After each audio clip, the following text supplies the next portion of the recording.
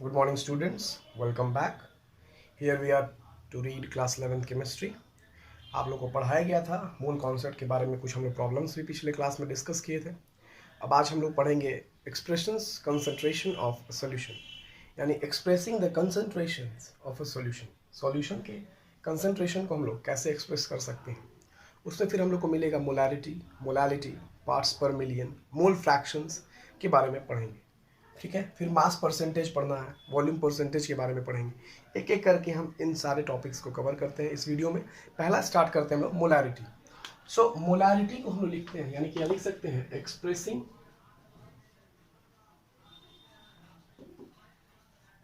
Concentration, expressing concentration of solution. मतलब कि concentration मतलब सॉल्यूशन में कितना अमाउंट आपको कंसंट्रेशन सल्यूट का है या सॉल्वेंट का है, उसको कैसे हम लोग एक्सप्रेस करेंगे इस पर्टिकुलर वीडियो में हम लोग देखेंगे। सो पहला टॉपिक हम लोग को मिलता है molarity.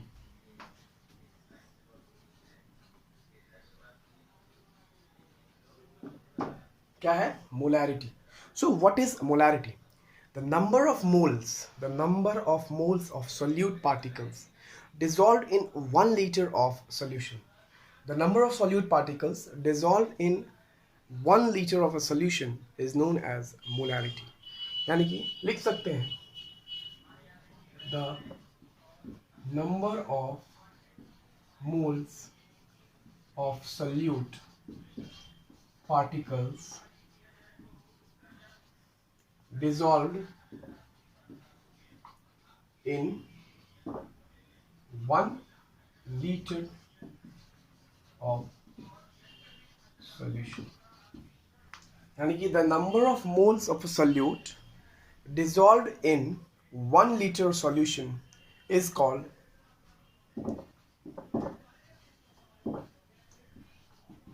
its molarity. Is called its molarity. It is denoted by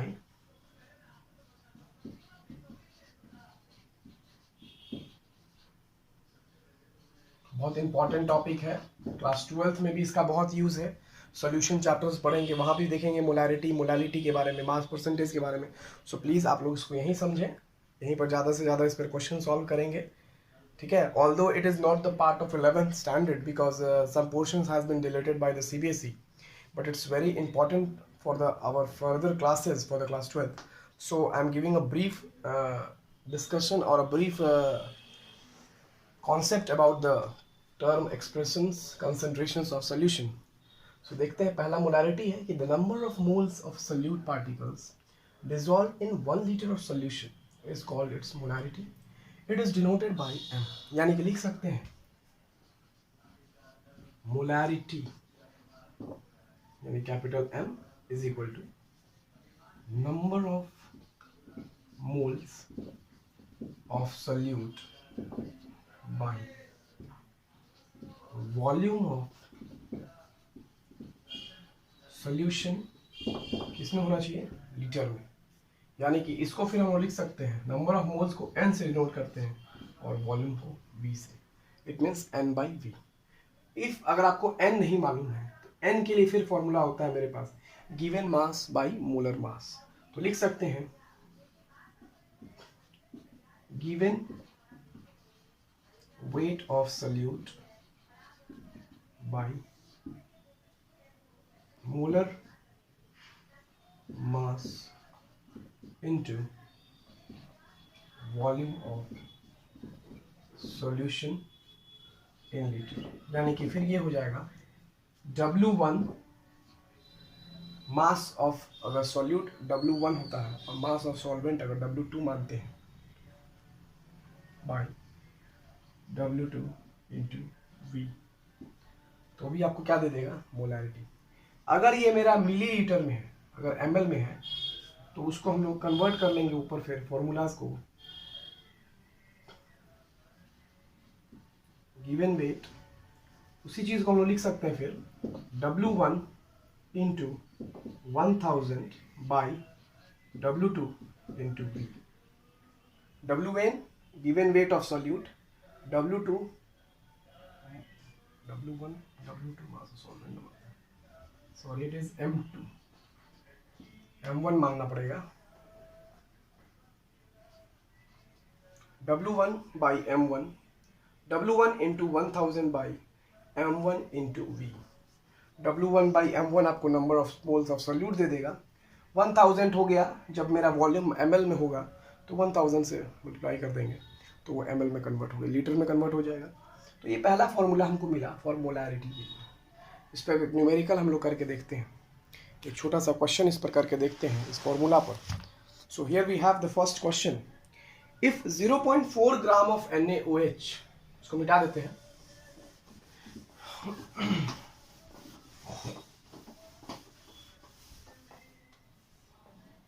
if 0.4 gram of NaOH is present in 40 ml of solution, what is the molarity?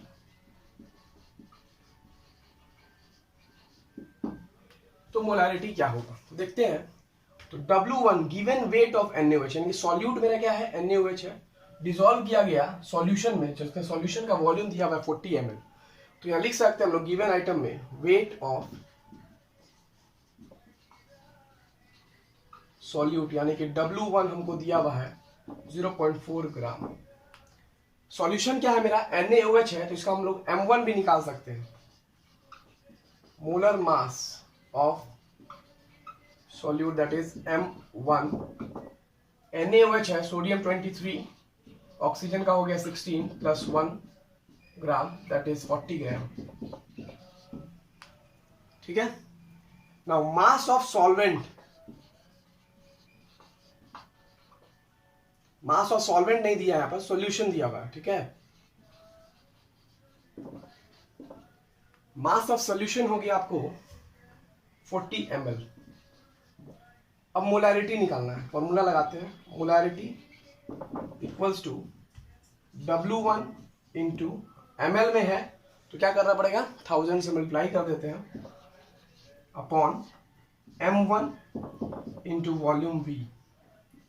W1 का वैल्यू क्या दिया हुआ है 0.4 इंटू 1000 अपॉन M1 कितना है 40, वॉल्यूम कितना है 40, cancel cancel cancel cancel. अब क्या बच गया आपके पास, 0.4 से मल्टीप्लाई करेंगे 10 को तो ये हो जाएगा 4 अपॉन 16, 1 अपॉन 8, तो आ जाएगा आपका आंसर 0.25 m। कितना आंसर आ जाएगा 0.25 m। तो ये था पहला न्यूमेरिकल हमारा मोलैरिटी के ऊपर। इफ 0.4 ग्राम ऑफ NaOH, ये क्वेश्चन था, ये इसका सॉल्यूशन है। If 0.4 gram of NaOH is present in 40 ml of solution, what is the molarity? तो क्वेश्चन में वेट ऑफ सॉल्यूट, ये मेरा NaOH सॉल्यूट हो गया, तो W1 0.4, molar mass of solute that is M1 आपको 40 gram, then mass of solution is 40 ml, तो 40 ml लिख दिया। मोलैरिटी का फॉर्मूला मेरे पास आ गया, क्योंकि नंबर ऑफ मोल्स आपको नहीं पता है तो उसको कन्वर्ट करके ये फॉर्मूला लगाना पड़ेगा, W1 into 1000 upon M1 into V। अब इस वैल्यू को इसमें से यहाँ पुट किए और सॉल्व किए तो मेरा आंसर आ गया 0.25 मोलैरिटी। दूसरा न्यूमेरिकल हम देखते हैं, दूसरा फॉर्मूला जो हम लोग को पढ़ना है वो देखते हैं, दैट इज मोलैलिटी। देखिए दो अलग अलग टर्म है, मोलैरिटी और मोलैलिटी, दोनों अलग अलग है। मोलैरिटी में R है और मोलैलिटी में L है। ये दोनों में डिफरेंस भी है भैया, दोनों में डिफरेंस भी होता है बाबू स्टूडेंट्स, हम लोग को समझना पड़ेगा। एक वॉल्यूम है और दूसरा मास है, तो आपको पता होगा कि वॉल्यूम और मास में टेम्परेचर डिपेंडेंट कौन सा होता है। एक टेम्परेचर डिपेंडेंट होगा और एक टेम्परेचर डिपेंडेंट नहीं होगा। तो मोलैलिटी क्या होता है, the number of moles, the number of moles of solute dissolve in 1000 gram, 1000 gram of solvent में डिजॉल्व करना है, ना कि सॉल्यूशन। दोनों में अंतर है, वहाँ सॉल्यूशन लिए थे और मोलालिटी में सॉल्वेंट, यानी कि सॉल्वेंट 1000 ग्राम सॉल्वेंट में कितना पार्टिकल्स या कितना number of moles of solute particles का डिजॉल्व है, वो आपको क्या दे देगा, मोलालिटी दे देगा, मोलालिटी। आइए देखते हैं।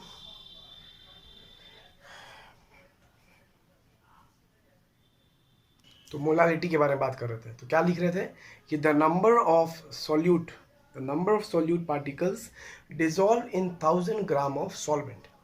देखते हैं हम लोग यहाँ पर मोलालिटी के बारे में।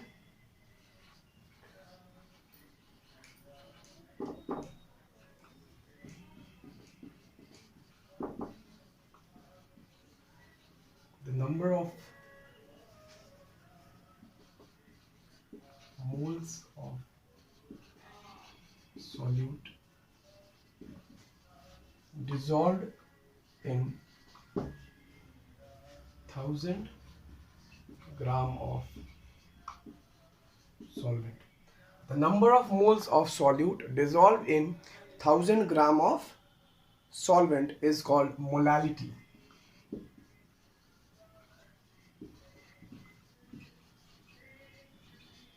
Molality of the solution. यानी कि it is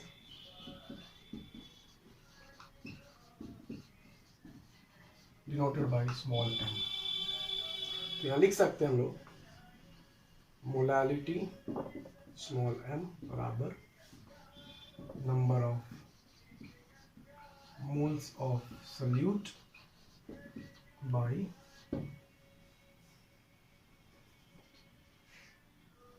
volume of solvent in KG. अगर इसको हम लोग ग्राम में लेते हैं तो number of moles of solute into 1000 volume of solvent in gram. फिर इसके लिए भी वही हो जाएगा W1 upon M1 into 1000 into. आगे समझ में? वॉल्यूम की जगह हम लोग यूज करें तो अमाउंट ज्यादा सही रहता है। वर्ड वॉल्यूम थोड़ा कंफ्यूजन क्रिएट कर देता है कि मास ले रहे हैं तो फिर हम लोग वॉल्यूम हटा करके अमाउंट ही ले लेते हैं। ठीक है,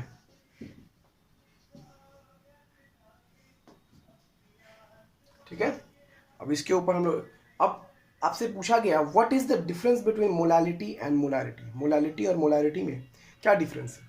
तो देखिए, एक मास है और एक वॉल्यूम है। आपको पता है कि mass is independent of temperature, लेकिन वॉल्यूम टेम्परेचर पर डिपेंड करता है। It means molality is a factor that is temperature independent, या टेम्परेचर पर डिपेंड नहीं होगा। It means molality is temperature independent and molarity is temperature dependent. तो लिख सकते हैं it is independent to temperature। तो पूछेगा आपसे name the quantity which is temperature dependent, molality और मोलारिटी। तो आंसर क्या बोलिएगा? मोलालिटी। ओके, अब इस पे भी एक न्यूमेरिकल करके देखते हैं हम लोग क्या है फॉर्मूला, इस पे कैसे फॉर्मूला, इस पे कैसे न्यूमेरिकल बनेगा। पहला question, so the question is a solution of glucose, लिखते हैं,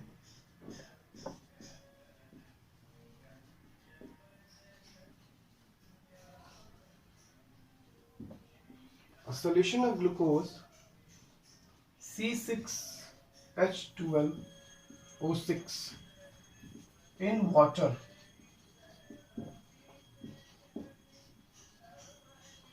is labeled as 10% by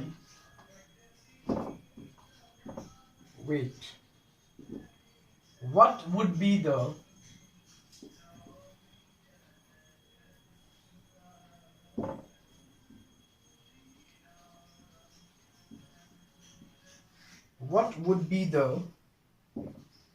molality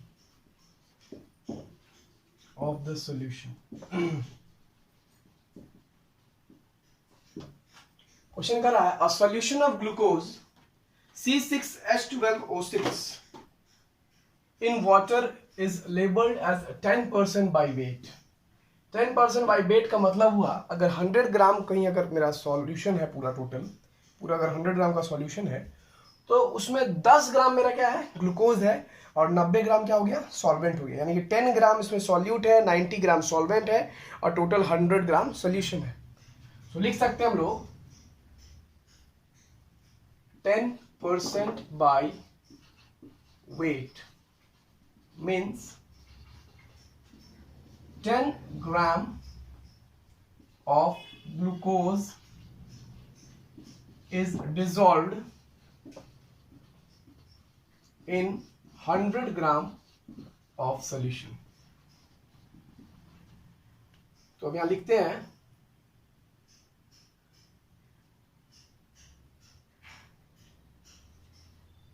given weight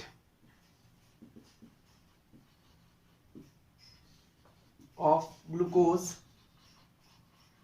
that is W1 बराबर 10 ग्राम, फिर given weight of solvent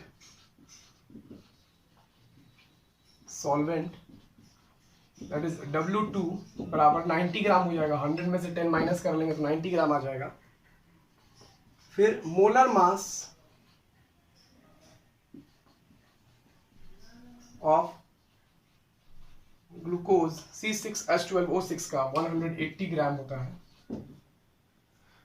अब आपको फाइंड क्या करना है, molality.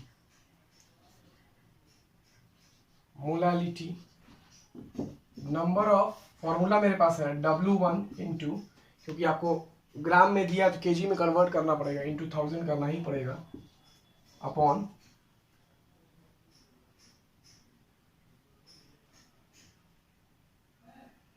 M1 into given weight of solvent that is W2। W1 का वैल्यू हो गया 10, 1000, M1 हो गया 180 और ये हो गया 90। इसको सॉल्व करेंगे, 0 कैंसिल 0 कैंसिल 0 कैंसिल 0 कैंसिल, ऊपर आ गया 100 और नीचे आ जाएगा 18 9 सा 162 हो जाता है। 100 162 पॉइंट लगाइए, एक जीरो आ जाएगा। 162 को अगर मल्टीप्लाई करते हैं 5 टाइम्स में, अगर हम लोग 162 इंटू 5, 5 2 ज़ा 10, कैरी 1, 6 31, 1 3 5 3 810।